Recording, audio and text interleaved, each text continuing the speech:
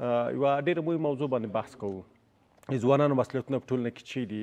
ځوانان باید په کومو لارو چارو کې خپل کارونه ترسره کړي او ځوانان څنګه کولی شي چې ټولنې ته یو مثبت تیون ورکړي او ځوانان په ټولنه کې هغه مسؤلیتونه چې ورته ورکول شوي دي څومره دوی توانېدلي دي چې ترسره کړي دي؟ یوه دا مسله ده. دویم دا مسله ده چې ځوانان ته چې څومره مسؤلیت لري یا ځوانان چې څومره مسؤلیتونه په دې ټولنه کې هیڅ کوي یا ور په غاړه دي، څومره ځوانان تشویق شوي دي یا په ځوانان باندې څومره باور شوی دی. دا یوه ډېره مهم مسله ده چې باید بحث هم په دې باندې کوو چې ځوانان باید څومره تشویق شي، ځوانان ته باید څومره هغه د چارو د سمون لپاره دندې ورته وسپارل شي، یا ځوانان داسې وکول شي چې ځوانان باندې باور وشي. ډېری وخت ځوانان د شکایت کوي، په تېرو حکومتونو کې مو لیدلي وو کله به چې ځوان د پوهنتون څخه فارغېدله چې ځای کې به امتحان ورکولی او بس ته دوی ته ویل چې ته کاري تجربه نه لري. نو په د پوهنتون ویلو سره څنګه کاري تجربه یو ځوان پیدا کړي؟ دې تر څنګ چې هغه باید یو دنده ورته وسپارل شي تر څو کاري تجربه هم پیدا کړي او مسؤلیت هم ترسره کړي. په هر صورت نو زه هیلهمن یم چې ځوانانو ته په ټولنه کې موږ او تاسو باید پام وکړو او د پام ترسره کېدو سره ځوانانو څخه هم هیله دا کومه چې دوی باید خپل مسؤلیتونه وپېژني. په خپرونه کې راسره میلمه ښاغلی محمد آصف شهریار دی چې دا یو ټولنیز کارپوه دی چې ښه راغلاست او سړي ماشه وتایو. شهریار صاحب ښه راغلاست، ډېره مننه زموږ بلنه منلې. مننه تاسو نه. سلام تاسو ته، تاسو محترمو لیدونکو ته ډېره مننه چې مو هر هفته دعوت کوي او افتخار وربخښي. ډېره مننه کوم، خوشحاله اوسئ. ځوان څنګه تعریفولی شو شهریار صاحب؟ ځوان چا ته ویل کیږي؟ با لفظ ساده جوان بدون شک همه ما و شما خود ما در سن جوانی قرار داریم. شاید من پیر شده باشم، شما حداقل جوان هستین. نیروی فعال یک جامعه را ما جوان میگیم. هر فردی که در جامعه از لحاظ سنی در سنین متوسط بالاتر از 20 دوره تا حدودا سنین 30-35 و یک نیروی فعال داشته باشه، قدرت بدنی قوی داشته باشه، قدرت تصمیم گیری درست داشته باشه، وقتی که وظیفه و کار بر از او سپرده شده به شکل درست و وجه حسنش با انرژی و توانایی که داره بتونه او را پیش بره، ما میگیم نیروی جوان. هر کشور، هر جامعه سازندهش نیروی جوانایش است. تجربه میگه از گذشته ها ما بگیریم، از کسایی که سنین بزرگ دارن از اونا و نیرو و قوت بازو از جوانای خود ما استفاده کنیم، جامعه ما جور میشه. خوشبختانه افغانستان از یگانه چیزی که غنی هست و نیروی جوان است. چون امروز ببینید مثلا ما در هر کشور به اصطلاح در گذشته ها و فعلا هم کسایی که از کشور ما میرن به بیرون میخواین قبولشان بکنن یا با عنوان پناهنده. چرا؟ چون اونا در فکر ما نیستن که بخواین ما را جان ما را نجات بدن یا بر ما بخواین کمک بکنن. فقط اونا از اون نیروی جوانی که ما داریم، نیروی فیزیکی که ما داریم، توانایی که داریم، ما میخوایم اونا میخواین استفاده بکنن. در جامعه ما الحمدلله در کشور ما شما نسبت به کسایی که در زیر سن اطفال یا نوجوانان هستند و نظر به بزرگسالا نیروی جوانای ما بیشتر هست. جوانان در یک جامعه چرخی ماشین یا فعالیت یک جامعه را میتونن به چرخیش به گردش بیارن. یک جامعه وقتی میتونه به پویایی و شکوفایی خود برسه که جوان در جامعه فعال باشه. بر از او جوان مسئولیت های خود بشناسه، مسئولیت های خود ادا بکنه و در پالی از او دولت، فامیل، جامعه ما بر از جوان مسئولیت ها را بده، اونا را تشویق و ترغیب بکنه. آن چیزی که شایستگی و لیاقت شده بر از او بده که از هر دو طرف کار شوه و او جوان مو توانایی را که داره در جامعه براق بکشه که جامعه ما به اصطلاح جامعه ډېره مننه کوم. په یوه ټولنه کې که چیرې ځوانان واوسېږي، د ځوانانو شتون په ټولنه کې څومره مثبت تاسو ارزیابي کوئ او په څنګ کې منفي هم ارزیابي کولی شو که نه؟ ځکه تاسو وګورئ که چیرې په یوه ټولنه کې ځوانان وي خو په خوښۍ سره نااهله وي او په ښه لاره نه وي روان، لکه موږ او تاسو چې کتل دا د پولیسو اختې لاندې ډېری شمېر زموږ ځوانان وو چې دوی دغه مخدره توکي استعمالول، دغسې ځوانان بیا څومره ټولنې ته ضرر رسولی شي او په ټوله کې ځوانان څومره کولی شي لکه څنګه چې مخکې تاسو یادونه وکړه چې یوه ټولنه د پرمختګ په لوري بوځي؟ خب ببینید هر جامعه، هر کشور خداوند کشورهای عرب نفت داده، کشورهای افریقایی را طلا داده، هر جای کشور یک به اصطلاح یک گزینه خوب مثبت برشان داده. این برمیگرده به اون کشور، برمیگرده به اون دولت مدارا که چه قسم بتونن از نیروی از اینا استفاده بکنن. خوشبختی در کشور ما است که نیروی جوانای ما بیشتر است. خب تاثیرات مثبت هم بدون شک جوانای ما میتونه در جامعه تعدادشان که افزون باشه دیده شود، و تاثیرات منفی هم میتونه داشته باشه. تاثیرات منفی وقتی میتونه داشته باشه که جوانای ما شما اولا خودشان مسئولیت های خود نفهمند و در پالوی از او در جامعه بر از اونها موقف ها ایجاد نشه، فشارهای اجتماعی بالای از اونها زیاد باشه، نتوانند به ازدواج درست بکنن، نتوانند تحصیل درست بکنن، نتوانند یک وظیفه درست به دست بیارن، اونها میرن به بیراه ها. وقتی که به بیراه ها رفتن بدون شک جامعه ما نیرویش فلج میشه، تاثیرات منفیش است. اما در کل موجودیت یک جوان در جامعه میتونه بسیار مثبت باشه. چرا چگونه میتونه مثبت باشه؟ به صورتی که به شکل درست تربیت شده باشه، خودش مسئولیت های خود بفهمه. کدام مسئولیت های خود اول جوان باید بفهمه. خب ما نمیتونیم بگیم جوان از مسئولیت داره. دولت هم در قبال جوان مسئولیت داره، خانواده هم در قبال جوانای ما مسئولیت داره، همه که در مقابل جوانان مسئولیت دارن. اما بیشتر مسئولیت های جوانان ما وقتی که میگیم به خاطر که کشورمون بیشتر به نیرویشون ضرورت داره. اولین کار در صورت میتونه به حساب تاثیرات جوان در یک جامعه مثبت باشه. فردی که در یک جامعه زندگی میکنه، جوانی که در یک جامعه زندگی میکنه، اول آگاهی درست از آموزه های دینی و اسلامی و مقدسات ما و شما داشته باشه. یک مسئولیت بسیار بزرگ است. وقتی که یک جوان از آموزه های دینی به شکل درستش آگاهی داشت، بدون شک یک جوان خوب می باشه. جوان خوب بود، تاثیراتش مثبت میتونه در جامعه باشه. بعد از او کاری که بر از او سپرده میشه به شکل درست، صداقت و ایمانداری رو انجام بده، میتونه تاثیر مثبت داشته باشه. حق و حقوقی که جامعه بالای از جوان داره، ما مکتب خواندیم، پانتون خواندیم، از پول و بودجه دولت خواندیم. این پول و بودجه دولت از مالی همه افراد کشور جامعه ما شما هست. جوانی را درک باید بکنه، این احساس بکنه. این زمینه سازی که امروز در مقابل ما شد، من مکتب خواندم، درس خواندم، پانتون خواندم، من بیایم این مسئولیت خود در مقابلش ادا بکنم. جوانا بیشتر احساس ناامیدی، احساس خودشکستگی از جامعه باید نکنن. خودشان چون نیرو دارن، توانایی دارن، کوشش بکنن. خب ضروری نیست که ما باید وقتی که جوان شدم یک وظیفه بسیار خوب بر ما باید دولت بده، در یک جای ما یک معاش بسیار خوب داشته باشم. اگه امکاناتش فراهم نبود، خودم با عنوان از اینکه من یک نیروی جوان هستم میتونم کارآفرین باشم، میتونم زحمت بکشم، میتونم خودم به اصطلاح کارهایی را در جامعه بکنم که یک الگو باشم برای جوانای دیگه. این میتونه خیلی تاثیرات مثبت داشته باشه وقتی که ما یک جوان در جامعه خود داشته باشیم. دوم دیگه، در جامعه وقتی که جوانان زندگی میکنن، امروز ما به مشکل به خاطر مواجه هستیم. جوانای ما بسیار زود ناامید میشن. ما ببینین صبر در زندگی، قناعت مهمترین چیز است. روانشناس ایرانی است میگه اگر ما بخوایم 5 موفقیت در جامعه برای جوانان یادآوری بکنم، اول قناعت، دومش هم قناعت است، سومش هم قناعت است، چهارمش هم و پنجمش هم. یعنی قناعت کردن برای ما اینقدر مهم است. ما وقتی که در سنین جوانی میرسیم، از امو وقتش پیش میخوایم، از امو حدش بیش میخوایم. با عنوان از اینکه میگه ما جوان هستم، تحصیل کردیم، آموزش دیدیم، همه چیز باید بر ما داده شود. نه خیر، ما جوان هستم، درست است، میوه وقتی از درخت مفته که به پختگی خود برسه. ما هم وقتی که لیاقت و توانایی هر آن چیز را پیدا کردم و بر ما میرسه، پس ما باید بی صبر و بی حوصلگی در مقابل امورات جامعه خود نداشته باشم. قناعت بکنم هر آن چیزی را که در جامعه بر ما داده میشه. ما وقتی که چنین جوان در جامعه بودم، یک جوان مثبت در جامعه هستم.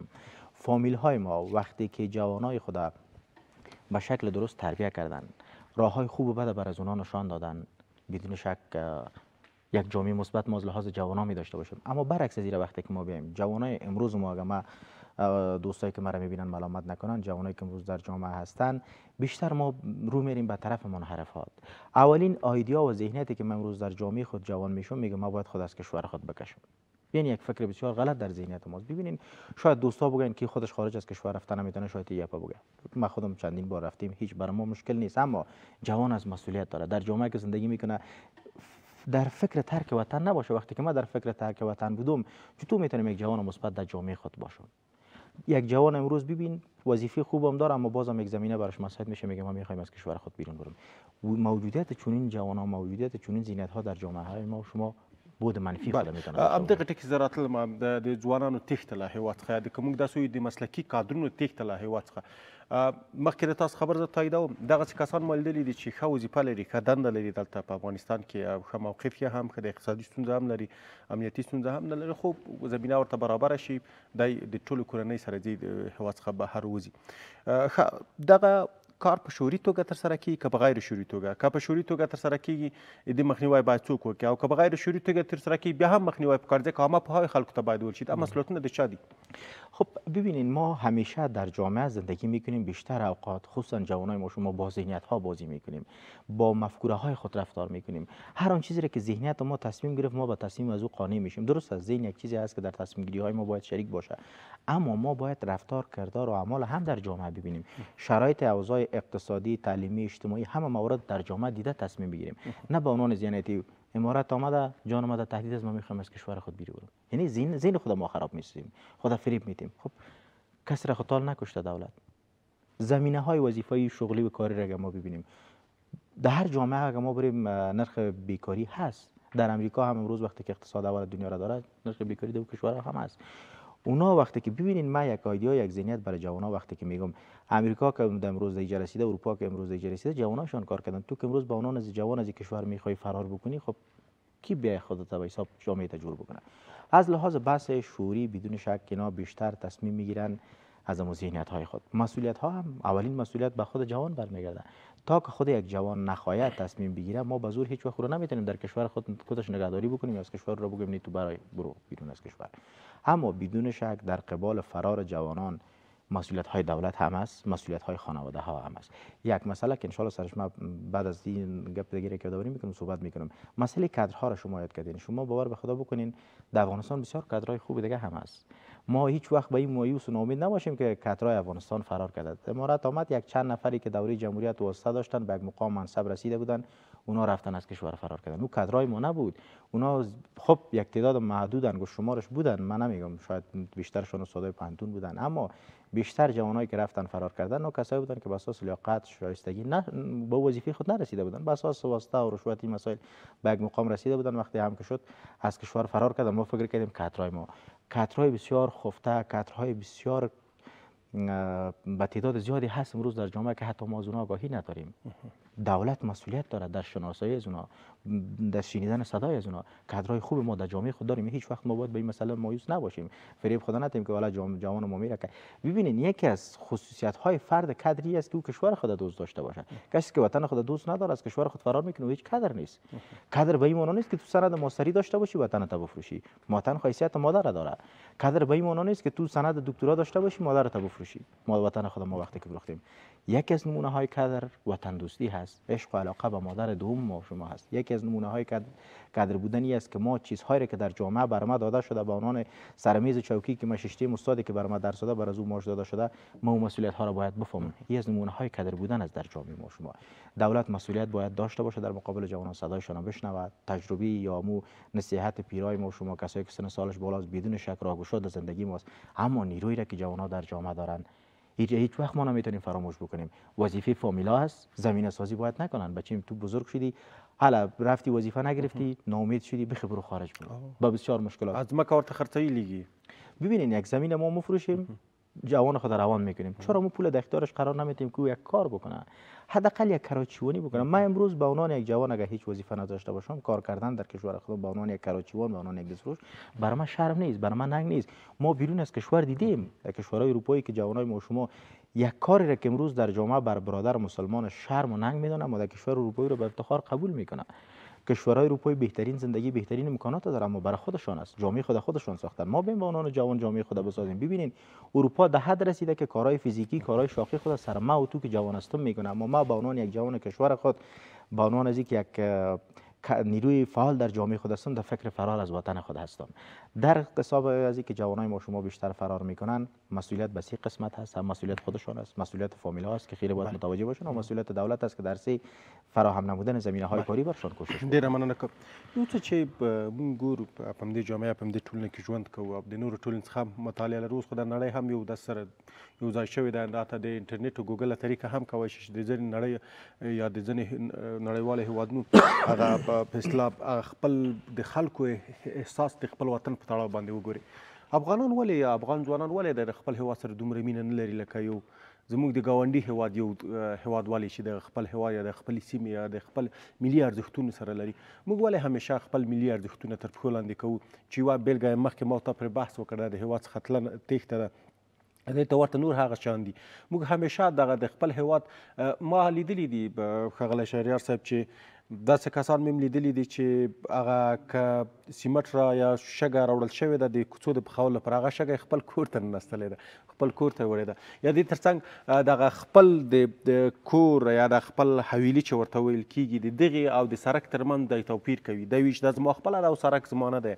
دغه توپیر نه ولې موږ د منځه نه وړو؟ ولې زموږ په بیت المال باندې زړه نه سوځېږي؟ ولې موږ هغه بیت المال ته یو د پردي شکل ګورو؟ مثال درته وایم، یا ځینې وخت داسې پېښېږي، لیدلي به دي وي تاسو تاسو چې هغه څه چې د ټولو شریک وي د دولت مال وي هغې ته هغه موږ خراب وي یعنی هغه څه خپل کور کې استعمالوو مګر هغې ته سره بې احتیاطي کوو په دفتر یا په نورو ځایونو کې مطلب یې دا دی چې دغه وطن دوستۍ هیڅ په موږ کې ولې نشته ببینین بحث وطن دوستی عشق و علاقه بر وطن جای بسیار ساده نیست کلمه بسیار ساده نیست وطن جایی است که ما اوج زندگی میکنیم یعنی ما بعض وقتا تصور میکنم میگم ما اگه یک هفته از وطن خود دور باشم وقتایی که ما از کشور خود دور بودیم ما پارسال یک سفر داشتم ترکیه بودم شما باور به خدا بکنید که 5 روز سر ما 5 سال تیر شد ایده من نمیگم که من کدام آدم وطن دوست هستم احساس دارم ایده وجود هر فرد باید باشه اینمی وطنم است اینمی جامعه است اینمی زندگی کردیم اینمی مادرم است اینمی پدرم است دوستم است رفیقم است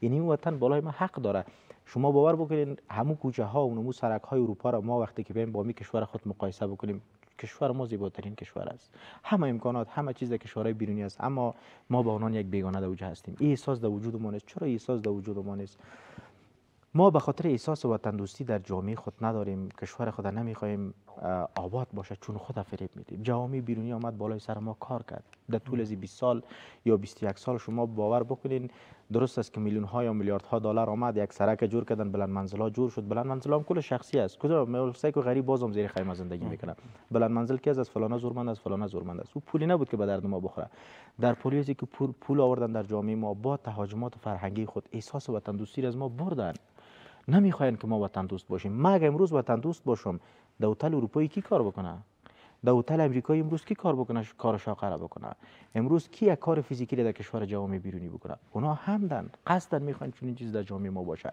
یک مشکل دیگه که در پلیسی احساس وطن دوستی شما در جوانای ما شما را گفتین یا در بزرگسالای ما نیست یک مشکلی که در طول 20 سال بود جوانای ما بسیار دنباله رو هستند زنده باد فلانی زنده باد فلانی ناره تکبیر علی آخرام او از خون از او از زندگی از او بلند کروزر و بادیگارد و با موتر سیتی زیر خیمه زندگی می‌کنه ببینید ما چقدر فریب خوردیم ما وطن خود فراموش کردیم بر یک بوجارت رفتیم برای کسی که شایستگی و لیاقت نداشت دوره پارلمان یا دوره ریاست جمهوری برش رأی دادیم ما آیا احساس وطن دوستی داریم نداریم احساس وطن دوستی ما نداریم درست از گناه خود ما هم از اما سر زینت های ما کار شد ما وقتی که در خانه تولد میشیم در خانه باید بر ما وطن ما قدرش عزتش بر ما باید گفته شود یک پدری که امروز یک بچی خود میره در بازار یک دونه آشغالی را از روی سرک میورده در باطلدانی مندازه این از نمونه نشان دادن احساس وطن دوستی است یک پدری که با یک هموطن دیگه خود یک صحبت درست یک احترام میکنه امروز فرزندش این احساس وطن دوستی است یک پدری که به خاک خود به ناموس خود به وطن خود احترام میکنه احساس وطن دوستی است ما خود فریب میدادیم دوره جمهوریت یک بیرق افغانستان را در سر جیب خود میموندیم سرود ملی که خوانده میشد میخیسیم استاد میشدیم خائن بودیم دزد بودیم رشوت میگرفتیم در جامعه خود این نشانه های وطن دوستی نیست که ما بیرق ببریم سر جیب خود بانیم وطن دوستی احساسات زمان ضرورت که بر ما پیدا شد ما با جامعه خود باید باشم کار بکنم این احساس وطن دوستی است ما از جامعه خود فاصله گرفتیم چون ما وطن خود دوست نداریم در مکتب در اواخر دوره جمهوریت یک مضمون به نام وطن دوستی ایجاد شد خب اون مضمون نمیتونه کارساز باشه ما در وطن خود احساس امنیت نداشتیم مشکلات در جامعه ما بود کارم هم میکردم زحمت هم میکشیدم درس هم میخوندم در یک مقام بالا بچه وزیر میرسید بچه وکیل میرسید خب فاصله ایجاد میکنه بین ما و وطن احساس ما وطن دوستی جدا از جوانا همگی ما شما گفتین در سرک می یک آدم سرک رو جور کنه او رو ما میگیریم در خانه خود میبریم هستیم نمیتون ما میگیم کشورهای جهان سوم فرمولش چی است میگه در جهان سوم اگر تو زندگی میکنی میخوای خانه تو آباد بکنی مجبور هستی کشورت ویران بکنی تا که کشورت ویران نکنی تو خانه تو آباد نمیتونی اگر بخوای خانه کشورت آباد بکنی باید خانه تو ویران بکنی به ایمان اگر تو میخوای در کشورهای جهان سوم مرفه باشی خیانت کو دزدی کو رشوت بخور اما اگه میخوای کشورت آباد بکنی از هیچ چیزی تو حساب از کل چیز در جامعه تیر شو خانه لوکس نداشته باش موتر لوکس نداشته باش تا که بتونی جامعه تا جور کنی ما در جهان سوم هستیم کشور ما بناموت یک چیز ضرورت داره برای جوان ببینین یک نفر روسی میکنه پولدار است زن خود خوشبخت میکنه شاید تو قدر آدم بزرگ نباشه یک آدم با یک گیلاس چای باز در زیر خیمه خانم خود خوشبخت میکنه او بزرگترین مرد است در جوامع مرفه در جوامع پولدار در جوامع صنعتی خصوصا کشورهایی که صنعتی هستند یا کشورهای مثل عربی تیل دارن پول دارن جوانای از اونها وقتی که میان کار میکنن بر کشور خود او قدر بزرگی نیست اما کار کردن احساس وطن دوستی داشتن احترام برای وطن خود در جامعه کنونی مثل افغانستان این بسیار بزرگی هست ما به عنوان یک جوان باید بیایم در کشور خود کار بکنم زحمت بکشم به حدی که یعنی برمز مثال باید داده شود ما امروز ببخشید در رسانه‌ها ما زیادتر اشتراک میکنیم. ببینید ذهنیت خود جوان‌ها را من میگم، من یک احساس ملی خود، احساس وطن خود فکر میکنم، میگم مسئولیتم از ما باید برم، چون از این وطن ما خوردیم، ما شومیدیم، ما با هوای زمین تنفس کردیم. وقتی که بعضی جوان‌ها مرا میبینن میگه استاد از رسانه‌ها چقدر خودم پیسه بگیری تو. مثالش میگم، من میگم رسانه‌های افغانستان حتی مداماش کارمندای خودم شاید با مشکل مواجه باشه.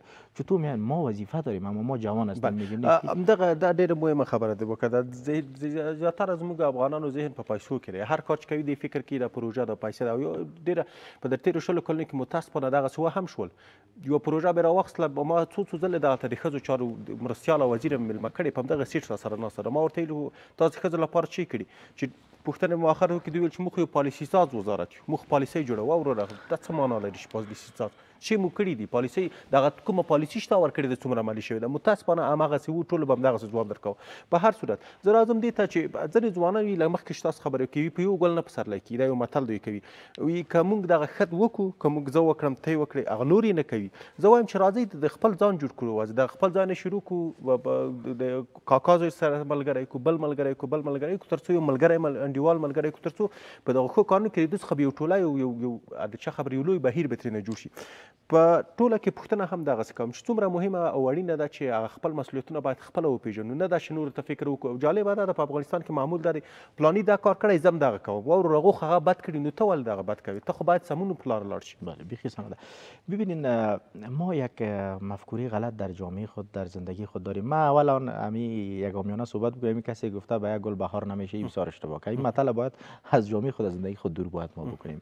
ما جوانای ما خصوصا در افغانستان که زندگی میکنیم همیشه میگه پای که به نفع ماست با فایده ماست، هر چقدر یک مطلب غلط هم باشه کوشش میکنیم رو سرمشق زندگی خود بسازیم. به این مسائلی ما خود فریب ندیم به یک گل بهار نمیشه ولا به ما چی میشه، نه این گپ نیست. ببینین تو که خوب باشی به این معنی نیست که خوب بودن تو با مسئولیت بودن تو میگم مثل استفاده از عطر از خودت استفاده میکنی و بوش دیگرها به حساب استشمام میکنن. ما نمیگم که تو خوب باش ماش تو بر ما میام، من نمیگم تو برو درس بخوان دکتر شو فردا روز ماش تو بر ما بده، نمیگم انجینر باش اما قسم. ما میگم تو یک آدم خوب باش، درس بخوان، تحصیل بکو، ماش بگی، زندگی خودت بساز. ما به خاطر فایده همه از جوانا میگیم، اون جوانی که باز من میگم آدم خوب نمیباشون به یک گل بهار نمیشه دیگه، خدایا رو ما چیز گفته نمیتونیم. این ذهنیت باید در وجود ما نباشه که ما به یک گل بهار نمیشه. یک نکته میگم مسئله دوم دیگه موضوع پول شما داوری کردین. بله ما جوانای اینمی ذهنیت ما میگیم باید پول پیدا بکنیم تا بتونیم در جامعه مرفه باشیم، تا بتونیم در جامعه آرام باشیم. یک بار اونا فکر بکنن اول می پول جور شد یا می ماشین پول جور شد. ببینین چقدر تفاوت از بین از گپ.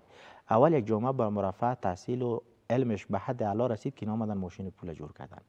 تو هم به عنوان یک جوان در کشورت کار بکو، زحمت بکش، تحصیل بکو، ماشین پول اختراع بکو، پیدا بکو. تو نمیتونی با پول ماشین پول بخری. هر آن چیز راهش تعلیم و دانش و آموزش است. موضوع مهم سر بس سوال شما که جوان‌ها آیا این احساسات خودشان باید بگیرن؟ بله بدون شک. بیشترین احساسات کسبی از امی احساسات یا مسئولیت‌های جوان‌ها کسبی است در جامعه. خود خداوند میگه هر وقت که شما اگه میخواین گمراه نشین به قرآن چنگ بزنید. من در اول بر شما گفتم یک جوان اگه میخواد با مسئولیت باشه، یک فرد خوب باشه، آموزه‌های دینی را باید به شکل درستش یاد بگیره. شما باور به خدا بکنین هر مسئله را که ما در دین بخوانیم هیچ وقت ما گمراه نمیشیم. در دین همه مسائل واضح بر ما گفته شده. در جامعه به عنوان یک جوان وقتی که من زندگی میکنم مسئولیت‌های خودم ما باید بفهمم. خب وقتی که جوان میشم حتما پدر خودم میگم بر من زن بده، مرا مکتب شامل بکو، مرا پانتون شامل بکو، دولت هم میگم بر ما وظیفه بده، پدر بر ما موتر بخره. اما فکر نمیکنم ما به عنوان یک جوان بعض مسئولیتام در جامعه خود دارم، در کشور خود دارم. چرا مسئولیت‌های خود تقاضا نمیکنم؟ پدر، حکومت، استاد، دولت چی مسئولیت‌ها سر ما داره؟ کشورم سر ما چی مسئولیت داره؟ شما باور بکنین امروزی که ما در اینجا ششتیم، خشتیم، شما در اینجا شتین، یک خواهر ما، یک برادر ما در یک نقطه دوردست امروز از آب آشامیدنی درست استفاده نمیتونه، از نان درست استفاده نمیتونه. ما خودت به عنوان یک جوان مسئول هستیم. این چیزی است که خداوند گفته. چرا ما به اندازه کار نکردیم در کشور خود که اونا به حساب همون امکانات به دسترس از اونا قرار بگیریم؟ این مسئولیت‌های خود ما پرسان نمی‌کنیم. ما امروز اینترنت داریم، در اینترنت سرچ میکنیم که فلانی چی گفت، لایف ازی چی گفت. ما یک دفعه سرچ کنیم در اینترنت همین امریکا که سفینه فضاییش میره در فضا یا کشورهای عرب که امروز بلند منزلا میسازن، پس از چه میره ساختن؟ اینمی چی رقم به وجود آمد؟ این چیزها را ما سرچ نمیکنیم. منتظر هستیم ببینیم که کی را داو میزنه، میریم یوتیوب چینل جور میکنیم. امروز رفتیم پیش فلانی سگباز، جوان هستیم، درس ما را بخوانیم، بازگله میکنیم، شکایت میکنیم که والا پانتونا بسته است. پانتون بسته است. امروز هر پانتون در جیب تو است، 100 پانتون در جیبت است به عنوان تلفنی که تو در پیش داری، 1000 کتابخانه در جیبت است، 1000 مواد امکانات درسی دیگه در خانه پیش تو است. چرا از اینا ما استفاده نمیکنیم؟ چرا خود فریب میدیم؟ والا زمینه کاری برای من نیست. یک کار بکو، بالاخره یک کار بسیار خرد آغاز بکو، یک کراچی برو، یک فارم کوچک مرغداری برای خودت جور کو که هم بتونی مصروف باشی. ببینین بیشترین خرابی امروز در جامعه ما از بیکاری جوانای ما شماست. امروز شما باید برین، من این خواستم از دولت است، به خدا در هر 5 متری یک کراچی سیگرت، نسوار و فلان و فلان فروخته میشه. ما شاید امروز در افغانستان 5 کیلومتر جای چکر گردش بزنید در موتر یک کتابخانه نباشه، ما تو یک چیز هست. ببین امکانات خصوصا در دوره جمهوریتی بیشتر فراهم بود. فلان جای قیلون خانه است، فلان جای دربار چطورکای رستوران است، برین این میخور جوانا را گمراه میکنه. و در پولیش 50 چینل تلویزیونی هم، در پولیش امکانات فحاشی هم، ما چون فلان تو تلویزیونی برنامه را داره، ذهنیت‌های ما گمراه میشد. اینمی چیزا بود که بالای جوانای ما کار شد.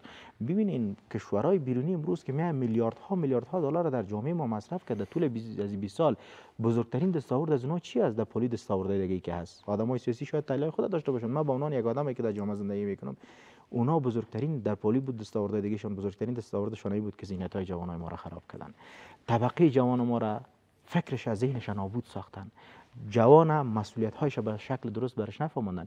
برای جوان فهموندن که تو وقتی که صبح خواب شدی اول برو کلب، خب ورزش کردن ضامن صحتمندی ماست، ما میتونیم در خانه با یک دوش کردن هم ورزش بکنیم.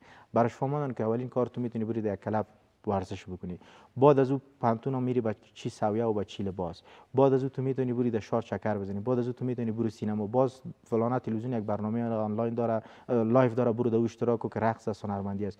بعد از او باز تو در خانه وقتی که رفتی تلویزیون است، امکانات است، رو روشن بکو، برو در هر تلویزیون ببین. بعد از او چی است؟ برو فوتبال است که ما چون می‌بینی باشگاه نیست که یعنی زینت‌ها رو بر ما دادن. یعنی بزرگترین دستاورد کشورهای بیرونی بود. وقتی که زینت‌های جامعه را خراب کردن، جوانای ما از جامعه نابود شد، پس چرخی کار در جامعه ما سست شد، چرخی کار خوابید در جامعه ما، جامعه ما پیش نمیره. ما خواستم تقاضایم از دولتی است، ببینین جوانا اهل بدی و خرابی در کشور خود نیستن. خب چون این چیز سرشان تحمیل شد، خودم عیناً جوانی بودم که در یک مرحله قرار داشتم، بیان بر از اینا کار بکنن، بالا از اینا کار شود، زمینه‌های کاری برشان، فرصت‌های کاری برشان مساعد شود. هر جوان مسئولیت داره. ببینین اگر ما امروز 5 میلیون جوان داشته باشیم، در 5 میلیون جوان اگر 100,000 دانه از آدم خوب باشه، تعهد بکنه که من یک آدم جوان دیگر را براه میارم و خوب میسازم، ببینین تعداد جوانای ما 2 برابرش دیگه نمیاد، آهسته آهسته ما زیاد شده میریم. در پالی ازی بس شکل جمعی سوال شما را جواب بدم، در پالی ازی که مسئولیت های ما کسبی است، ما باید کسب میکنیم، کوشش بکنیم برای دیگرها همین معلومات ها و مسئولیت ها را بفهمانیم. به عنوان یک جوان فامیل ها هم مسئولیت خود داره، پدر و مادر ما، دولت ما هم در قبالش مسئولیت خود داره، اما مسئولیت ما به عنوان یک جوانی که بیشتر سر ما حساب میشه بدون شک زیاتر است.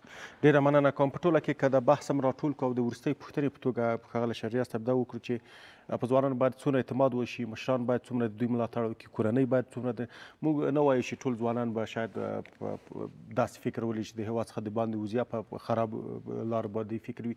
موږ ډېر اهل ځوانان لرو، ډېر وطندوز ځوانان هم لرو. څنګه باید ملاتړ وکړو، څنګه د دوی لاسنیوی وکړو تر څو دغه هېواد په خپلو پښو ودرېږي؟ مهمترین بحث مسئولیت های جوانان اینمی است که برای جوانان وقتی که ما میگیم مسئولیت، من امروز اگر از یک جوان پرسان بکنم که تو مسئولیت های ادا کنی، شاید مرا بگه استاد بر من جامعه کدام مسئولیت داده؟ مسئولیت های بزرگ میگم. دولت باید برای جوانان مسئولیت بده، صلاحیت باید برشون بده. وقتی که برای اونها صلاحیت داد، اونها احساس مسئولیت میکنن. صلاحیت من نمیگم که برای اونها چوکی وزارت بدن، برای اونها چوکی ولایت بدن، نه، به حد تواناییشون، به حد شایستگیشون. و در پالی ازی وقتی که یک جوان به یک وظیفه و به یک کار گماشته میشه، با عنوان از که یک کار خراب میکنه، با عنوان از که توانایی درست نداره، او تنبیه باید در جامعه نشود. بحث تشویق و ترغیب در وجود جوانان، در فطرت جوانان باید نهفته و نهادی نشود. هر مسئولیتش که ما برشان میتیم ببینیم در کدام راه. یک جوان است امروز، یک جوان است دکتر است، سعی کنه میره بیادر چیز دارالوکاله جور میکنه. چرا؟ چون زمینه کاری برش نبوده. یک جوان از انجینر است، امروز آمده در رسانه خبرنگاری میکنه. یک جوان از خبرنگار از امروز کراچیونی میکنه. هر کس باید مطابق شغلش، مطابق مسلکش دولت برش باید حمایت بکنه، مسئولیت ها را برش بده. در قبالی از اینکه مسئولیت ها را میده، کنترل هم باید از جوانای ما شما بکنه. امکانات درست، امکانات علمی را، امکانات تحصیلی را، امکانات آموزشی را برش باید مهیا بسازه. و یک خواهش بسیار عظیم و بزرگی که من از فامیلا دارم، ببینید من زیادتر در رسانه وقتی که صحبت میکنم موضوع ازدواج پیش میکنم، دوستا میگن نمیفهم، شاید گپ تو بیشتر از حد زیاد شده. فامیل ها مسئولیت دارن برای جوانای ما در سن مناسبشان برشان زمینه سازی ازدواج موفقه باید بکنن. چرا اکثر بی‌راهگی های امروز جوانای ما شما اکثر مشکلات اگر نگوییم حداقلش از این عدم ازدواج نکردنشان است. با عنوان از اینکه مصارف غذا و ازدواج نمیکنن نمیرن به بیراه. یک بچه رو 20 سیگرت میزنه چرا والا استاد ما عاشق شدیم مرا عاشقی خراب او خانه خراب شد. در این وطن ما مجنون زیاد است. به خدا ما یک تا دیسن آنشتین این وطن پیدا نکردم. ما بیشتر رو میریم با عاشقی، بیشتر رو میریم به کارهای ناشایسته. نباید باید این کارا بکنیم. فرمودی شما بسیار جوانای خوب، بسیار جوانای بسیار جوانایی که با اندکترین حمایت، با اندکترین مد نظر گرفتن و بسیار جایگاه های عالی میرسن که بدبختانه اونا فراموش شده بودن. امروز باید دولت به صدای از اونا را گوش بکنه. برای از اونا یک مسئولیت بده که توانایی از اونا را یک بار دولت ببینه و ما سایر جوانایی که در جامعه هستن تشویق شوند. اونا هم انگیزه هایی که دارن یا ایده هایی که دارن در جامعه تطبیق بکنن. ډیره مننه کوم قدرمن محمد آصف شهریار چې موږ سره په خبرونه کې ګډون وکړ. تاسو په چار کې بری او